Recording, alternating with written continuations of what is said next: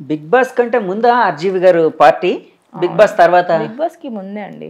So big boss ముందు RGV గారితో party ఆ మూమెంట్ అనేది ఏదైతే ఉందో అదే బిగ్ బాస్ కి ఒక డ్రైవ్ అయినా ఉందేమో ఆ విధంగా. ఉంది. మేబీ అది అయి ఉండొచ్చు కదా. ఉంది, అది కూడా ఉంది, ఆబ్వియస్లీ ఉంది. ఆర్జీవి గారిని ఫస్ట్ టైం కలిసినప్పుడు, ఎందుకంటే ఆయన సినిమాలు మాలాంటి వాళ్ళని కూడా ఆయన సినిమాలు చూసి ఆయన్ని నిజం చెప్పాలంటే ఏకలవ శిష్యులం వాళ్ళకి ఆయన్ని చూడగానే మీకేమనిపించింది? ఇంత పెద్ద డైరెక్టర్ అసలుకి లైక్ ఇంత వెరీ టాలెంటెడ్, ఆయన మూవీ ఎంత ఇంటెన్స్గా, ఎంత పెద్ద పెద్ద హిట్స్, లైక్ తను ఇండియాలోనే ఒక పెద్ద డైరెక్టర్ అన్న ఫీల్ ఉండేది కదా. ఆయన గురించి చాలా విన్నున్నా నేను అప్పటికి. అంటే ట్రోల్స్ ఇవన్నీ పక్కన పెడితే హీఈస్ వెరీ టాలెంటెడ్, అంటే he's a unique director in this India. నేను అలా చెప్తానండి. ఆయనకు చాలా టాలెంట్ ఉంది. ఆయన అందరిలా కాదు, ఆయన పెద్ద పెద్ద మూవీస్, పెద్ద పెద్ద హిట్స్ ఇచ్చేసారు. ఆయన చూసిన వెంటనే నేను చాలా సిచ్యువేషన్స్ లో బ్లాంక్ గా ఉంటాను, ఆయన చూస్తూ అడ్మైర్ చేస్తూ ఉన్నాను. అలాంటి ఆర్జీవి నా దగ్గరకు వచ్చి మాట్లాడడం అనేది, ఇంకా ఆర్జీవి గారితో నేను డాన్స్ చేయడం అనేది, అది అన్ని కళలాగా జరిగిపోయాయి. అది అంత గొప్ప వ్యక్తి నా చుట్టూ చక్కెర్లు కొడుతున్నారు అలాగే కూడా అనిపించిందా? అంత లేదు. ఆర్జీవి గారికి నేను డౌట్స్ అడుగుతా, నన్ను ఎందుకు మీకు అలా లైక్ నన్ను ఎందుకు పుష్ ఇవ్వాలనుకున్నారు, లైక్ నాతో ఎందుకు ఏదైనా చేయాలనుకుంటున్నారు, నాలో ఏం కనిపించిందని అడిగా నేను. ఒక డౌట్ ఉంటది కదా, we have a charm right, ఏం లేకుండా ఎందుకు అని ఒక డౌట్ అడిగా నేను ఏం లేకుండా ఎందుకు ఎంకరేజ్ చేస్తా, యూ హ్యావ్ సపరేట్ చామ్, 100 మందిలో నిలబెట్టినా నువ్వు సపరేట్గా కనిపిస్తావు నాకు, లైక్ ఒక డైరెక్టర్ పాయింట్ ఆఫ్ వ్యూలో చూపిస్తే నువ్వు కనిపిస్తావు అన్నారు. అబ్బా నా జన్మధన్యం అయిపోయింది రా దేవుడా, అయిపోయింది రా. చాలా బ్యూటీని కనిపెట్టడం ఆయన స్పెషలిస్ట్, అలాంటిది ఆయన ఇచ్చిన కాంప్లిమెంట్ అంటే ఇంకా ఎక్కువ ఇదనమాట. నాకు అది ఇంకా రాదు నా లైఫ్ కి చాలా అనిపించింది. అది ఎప్పుడు కాదు, అది ఫస్ట్ నేను ఆర్జీని కలిసిన కొత్తలో అప్పుడు మనకి ఎక్కువ డౌట్లు వచ్చేస్తాయి కదా. నెక్స్ట్ లెవెల్ అలా నాకైతే ఇంకా చాలా ఒక్క ఓటుతో నిండిపోయింది అలా. ఆర్జీవి గారు అసలు మీకు ఎట్లా కనెక్ట్ అయ్యారు? స్పార్క్ ఓటీటీ చేశానని చెప్పాను కదా, ఓటీటీకి. ఓకే, అవును. దాంట్లో ఒక ఫిలిం చేస్తే అప్పుడు అక్కడ డైరెక్టర్లు కానీ టీమ్ లో ఉంటారు కదా, డైరెక్టర్స్ టీమ్ లో వాళ్ళు కానీ, మూవీలో ఉండే వాళ్ళు కానీ, ఆర్జీవి సార్ కానీ, అక్కడ క్యారెక్టర్స్ ప్లే చేసిన వాళ్ళు కానీ, మనం ఒక ప్రాజెక్ట్ చేస్తున్నామంటే నేనైతే ఊరికే ఉంటాను కదా, అందరితో మిక్స్ అవుతా, అందరితో మెర్జ్ అవుతా, అందరితో మాట్లాడతా. నేను వచ్చి నా క్యారెక్టర్ చేసేసి ఇలా వెళ్ళిపోయే రకం కాదు. లైట్ మ్యాన్స్ తో సహా అందరూ నాకు కావాలి, ఆల్ ఆర్ మై ఫ్రెండ్స్ అన్నట్టుంటా, ఆల్ ఆర్ మై ఫ్యామిలీ అన్నట్టుంటా ఒక ప్రాజెక్ట్ చేసినప్పుడు. అలా కలిసిన ఒక కుటుంబమే ఆర్జీవి కుటుంబం. అలా మీ బర్త్డేకి ఇన్వైట్ చేశారు కదా, మీరు ఇన్వైట్ చేశారా, ఆయన వచ్చారా? అది నా బర్త్డే పార్టీ, నేను ఎవరు ఇన్వైట్ చేయలేదండి. అప్పుడు నేను అంత రిచ్ కాదు మనము. ఇప్పుడు రిచ్ అన్నమాట. ఇప్పుడు కూడా కాదండి, సొంత ఇల్లు కూడా లేదు, నేను ఎలా రిచ్ అవుతా? సరే పోన్లేండి, అప్పటికంటే పర్లేదు. అప్పటికంటే ఇప్పుడు ఫార్ బెటర్ అండి సిచ్యువేషన్. అప్పుడైతే ర్యాపిడోలో తిరిగేదాన్ని నేను, ఏదైనా ఆఫీస్ లోకి వెళ్ళాలంటే. అవునండి, మీరు రిచ్ కాదంటున్నారు ఏంటండి, మీరు అబద్ధాలు ఎందుకంటే చెప్తున్నారు? ఇంతమంది వచ్చి ఫొటోస్ దిగుతున్నారంటే ఎంత రిచ్ అయ్యి ఉంటారు మీరు? అంటే అలా రిచ్ అండి. ఆ రిచ్నెస్ కూడా రిచ్నెస్ కదా. ఇప్పుడు ఇంతమంది గుర్తిస్తున్నారు, ఇంతమంది ఫొటోస్ దిగుతున్నారు, నన్ను రిచ్ చేస్తారు.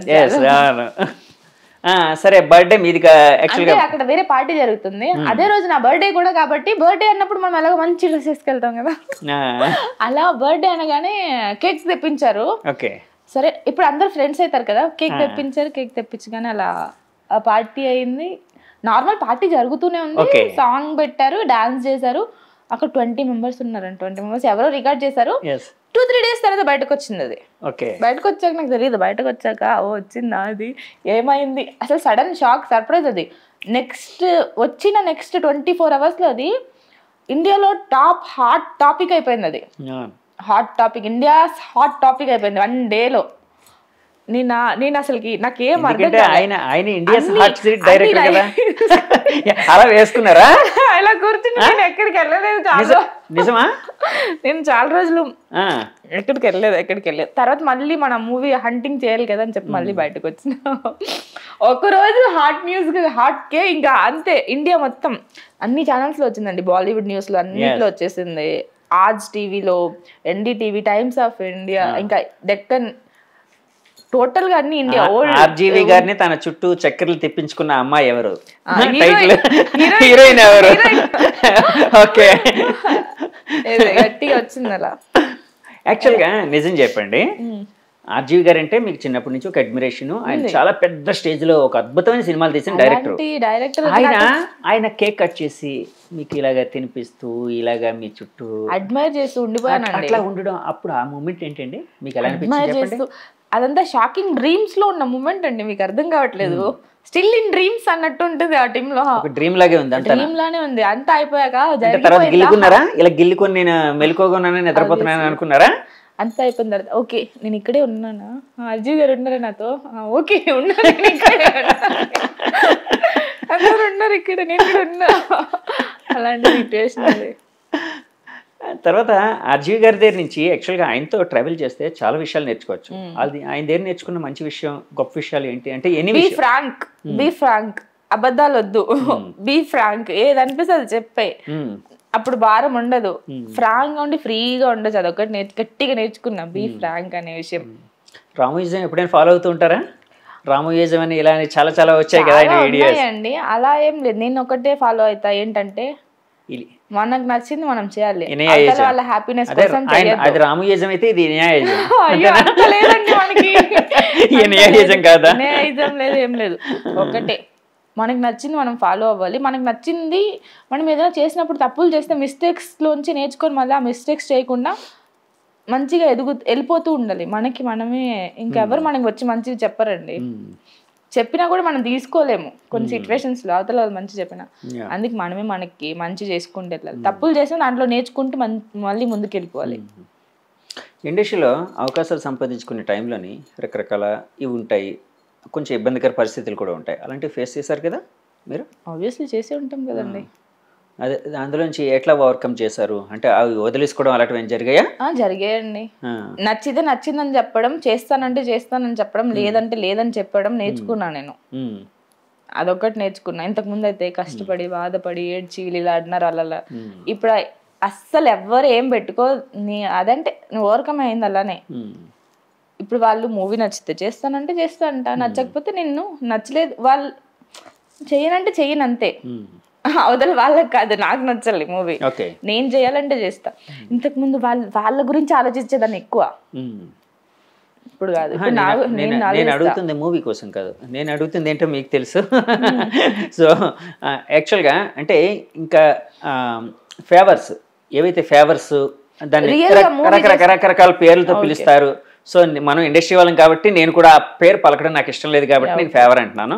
సో ఆ ఫేవర్స్ ఏమైనా చేస్తే మీకు క్యారెక్టర్ ఇట్లా లేకపోతే హీరోయిన్ ఇట్లా అన్న సందర్భాలు ఉన్నాయా అని అడుగుతున్నాను. ఒక మాట చెప్పనా, అలాంటి వాళ్ళు ఎవరి మూవీస్ ముందుకు కూడా వెళ్ళవు, చూసేసా నేను తిరగని ఆఫీస్ లేదు, నేను వెళ్ళను. అలాంటి వాళ్ళ మూవీస్ ఒక్క స్టెప్ కూడా ముందుకెళ్ళదు. వారాహి ప్రొడక్షన్ లో నేను ఒక క్యారెక్టర్ చేసా, చాలా పెద్ద ప్రొడక్షన్స్ లో నేను క్యారెక్టర్స్ చేశాను, ఎవరు అడగరండి. ఉంది అని చాలా మాట్లాడతారు కదా, అంత ఎక్కువ ఏం లేదు.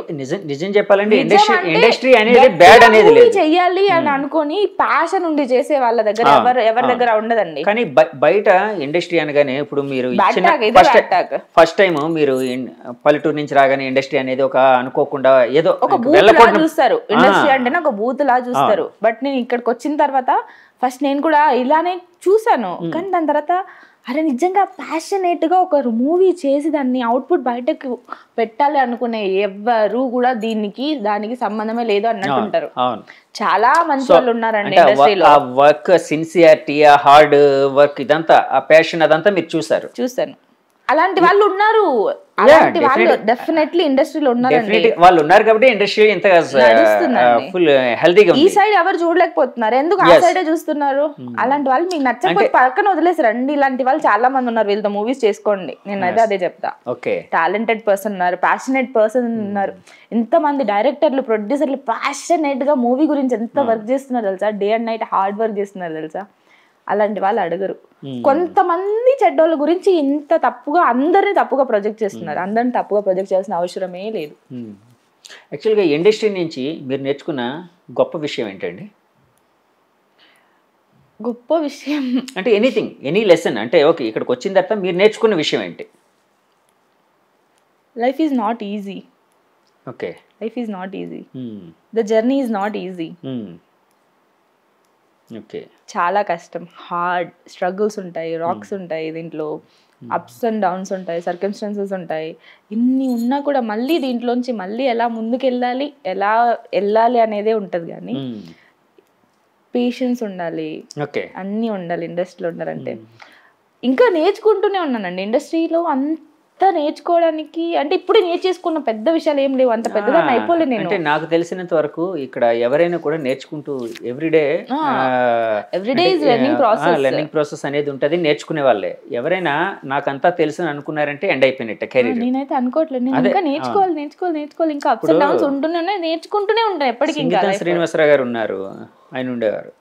ఆయన ఎంత, నేను ఒకసారి అడిగాను, ఆయన ఈ యంగ్ పీపుల్తో ఎక్కువ ఇంటరాక్షన్ అయ్యేవారు.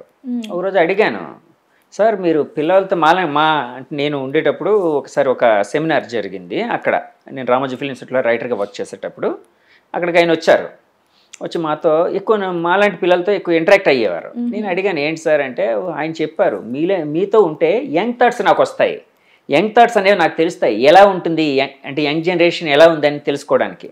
సో అంత గొప్ప వ్యక్తి కూడా ఒక లెర్నింగ్ ప్రాసెస్గా ఎవ్రీడే నేర్చుకోవడం అనేది జరుగుతూ ఉంటుంది. సో అలాంటి గొప్ప వాళ్ళు అయితే ఉన్న ఇండస్ట్రీ మంది. అవును.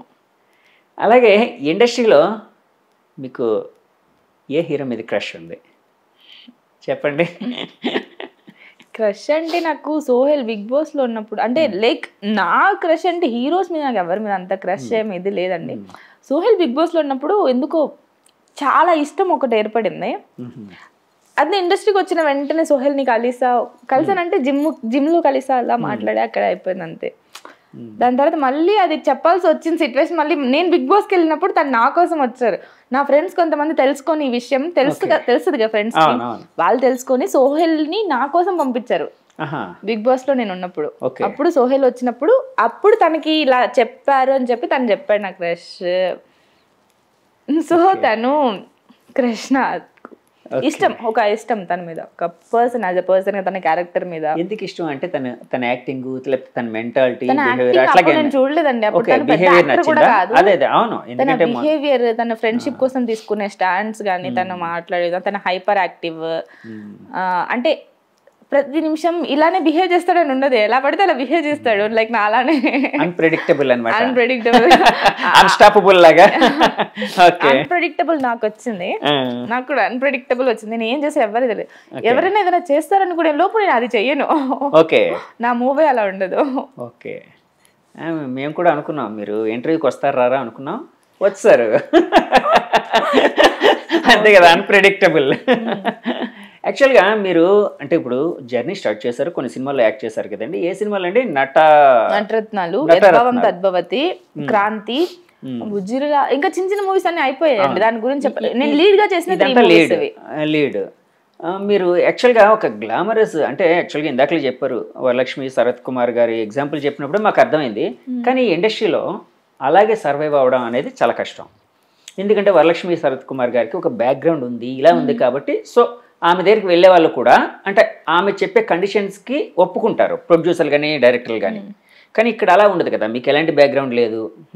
ఒక్కసారి నేను చేసిన క్యారెక్టర్ ఏదైనా చూసారనుకోండి, అంటే లైక్ ఇప్పుడు చేయబోతున్న క్యారెక్టర్స్ నేను రెస్ట్రిక్షన్స్ పెట్టాల్సిన అవసరం, నేను రెస్ట్రిక్షన్స్ ఏం చేయను. క్యారెక్టర్ డిమాండ్ చేస్తే ఎలాంటి క్యారెక్టర్ అయినా చేయడానికి రెడీగా ఉన్నా, కానీ క్యారెక్టర్ డిమాండ్ చేయాలి. అక్కడ క్యారెక్టర్ డిమాండ్ చేస్తే బోల్డ్ అయినా చేస్తారా మీరు?